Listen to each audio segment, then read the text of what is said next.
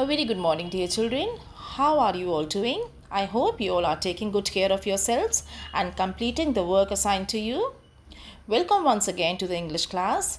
You all must be guessing our today's topic. Okay. Let me disclose. We are still on the track of literature reader and our today's topic is Crow Brings Daylight.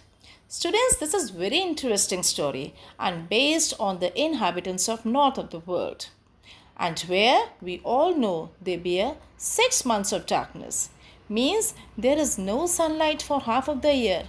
But according to the folklore, what does folklore means? It means traditional stories and beliefs. Okay?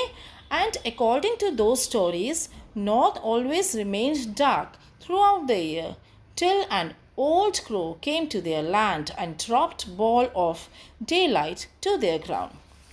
Students, these are actually traditional stories that are passed on through generations. There are many other stories like how the leopard got its spots, etc. Okay? Following is a story about how a crow helped the Inuit. Who are Inuits? Inuits are native people of Arctic regions of Canada, Greenland and Alaska. So, how a crow helped the Inuit gets sun in their lives. Okay, so let's get started. Long ago, it was always dark in north, where the Inuit people lives. The people over there were unhappy and uncomfortable and lost all the hopes. They could not see anything more than 50 meters. They would lit fire inside the houses to get rid of dense darkness, but only for some time. The people struggled to hunt or fetch forward, as animals in the forest were capable to see at night, and instead of humans, the animals would hunt the humans. The animals would hunt the humans. They never traveled across the region and had no means of communication. They had no idea of sunlight, so they thought that whole world was in darkness. Ultimately, they had compromised with the situation and they learned to live with it. One day, an old crow who had magic power came to their land and told them about the daylight he had seen on his long journey. People were fascinated by the descriptions of the daylight that lighted the lands to the south. They made Crow repeat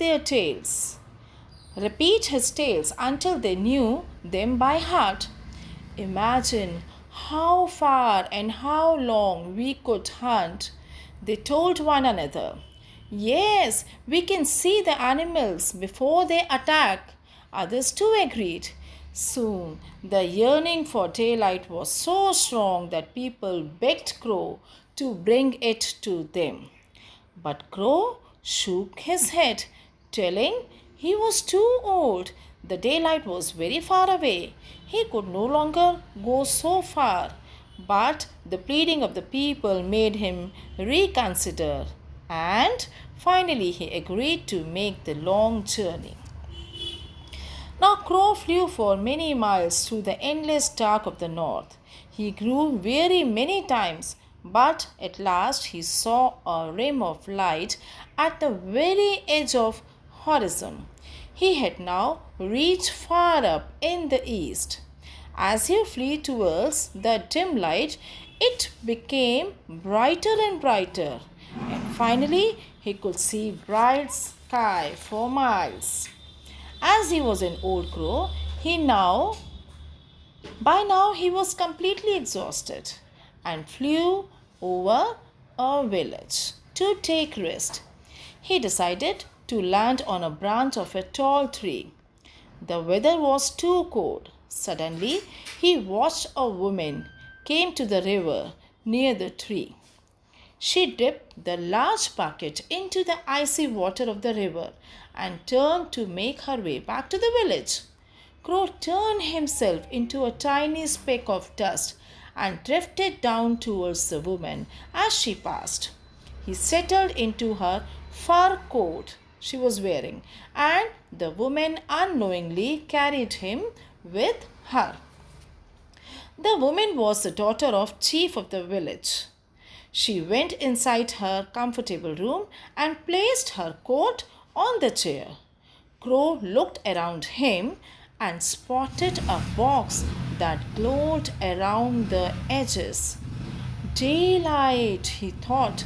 On the floor, Chief's grandson was playing. The speck of dust floated into the ear of the boy.